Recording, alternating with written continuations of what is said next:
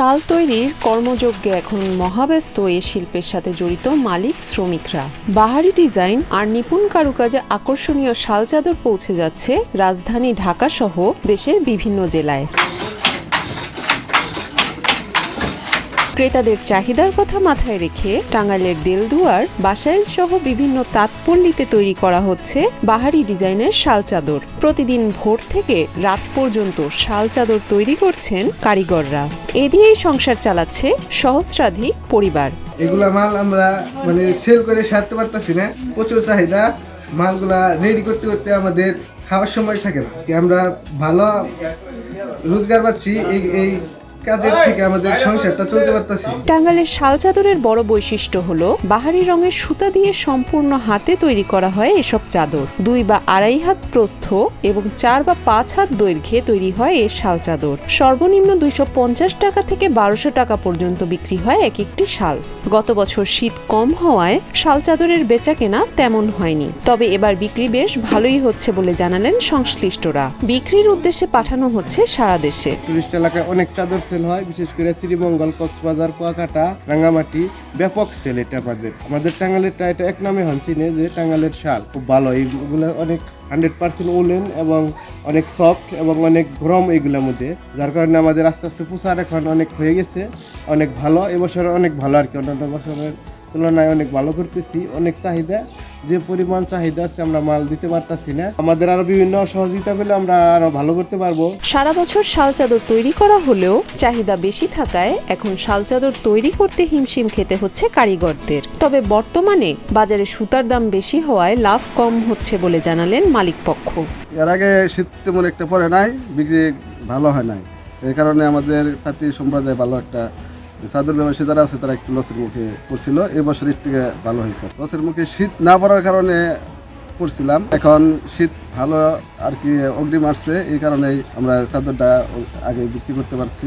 আমরা প্রায় 30 থেকে 35 হাজার পিস চাদর স্টক করছিলাম, ওইগুলা সব বিক্রি হয়ে গেছে। এখন যারা প্রোডাকশন হইতেছে আর কি, এগুলাই আমরা হাটে নিতেছি। এখন যদি আমাদের এই সুতার দামটা যদি কম থাকে, সরকার যদি আমাদের লোনের কোনো ব্যবস্থা করে দেয়, তাহলে আমাদের তাঁতি সম্প্রদায়রা একটু এগাতে পারবে। শীতের শুরুতেই কাজের চাপ অনেক বেড়েছে বলে জানান কারিগররা, তবে মজুরি কম হওয়াতে কিছুটা অসন্তুষ্টি প্রকাশ করলেন তারা। আমাদের শীতের মৌসুমে কাজটা অনেক বেশি হয়, গরমের মধ্যে কাজ করতে পারি না, কারণ সিজন থাকে না। শীতের সময় চাদরটা বেশি চলে। এখানে গত বছর আমাদের চাদর খুব একটা চলে নাই, এবার আর কি একটু টান আছে চাদরে। এখানে খুবই ইয়ের মধ্যে আছি, আমরা চালুর মধ্যে আছি, মহাজনে চাপ দিতে আছে চাদরের জন্য। তো সব মিলিয়ে আমরা কাজের ব্যস্ততায় আছি আজকে। আমরা আগে যে মজুরি কাজ করছি, বর্তমানে আমরা সেই মজুরি কাজ করতেছি। আমাদের আসলে মজুরি কম, আমাদেরকে কমানি বাড়াই দেয় না। এই তো আমরা প্রতিদিন বানাইতে পারি 7 থেকে 8 টাকা মতো।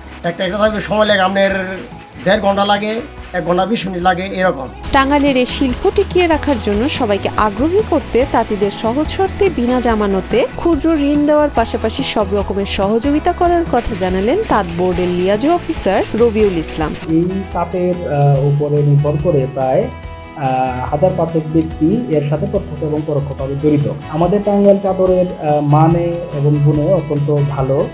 তো এখানে আমাদের একটা বিগত কিছুদিন যাবৎ বা কয়েক বছর যাবৎ যে আমাদের একটা গ্লোবাল ওয়ার্মিংয়ের একটা ব্যাপার ছিল, যে সময় মতো শীত না পড়া।